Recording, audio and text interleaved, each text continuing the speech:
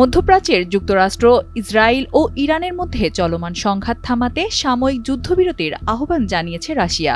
দেশটির পররাষ্ট্রমন্ত্রী Sergey Lavrov বলেছেন, অন্তত অস্থায়ী বিরতি দেওয়া হলে সামরিক মানুষের প্রাণহানি কমানো সম্ভব হবে। বৃহস্পতিবার এক বিবৃতিতে ল্যাভরভ সতর্ক করে বলেন, এই সংঘাত যদি দীর্ঘায়িত হয় তবে তা শুধু ইরান বা ইসরায়েলের মধ্যেই সীমাবদ্ধ থাকবে না, এতে পুরো উপসাগরীয় অঞ্চল বড় ধরনের নিরাপত্তা ঝুঁকির মুখে পড়তে পারে।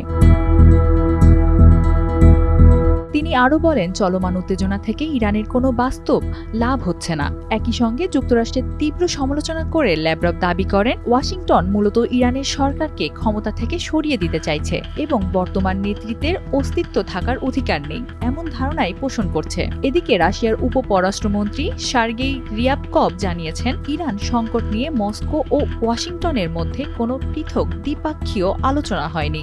বিষয়টি আন্তর্জাতিক বিভিন্ন ফোরামে আলোচনা হচ্ছে। বিশ্লেষকদের মতে, মধ্যপ্রাচ্যের এই সংঘাত আরও বিস্তৃত হলে তা বৈশ্বিক নিরাপত্তা ও জ্বালানি বাজারে বড় ধরনের প্রভাব ফেলতে পারে। তাই পরিস্থিতি নিয়ন্ত্রণে কূটনৈতিক সমাধানের উপর গুরুত্ব দিচ্ছে Russia. Sanjida Laboni, Times today.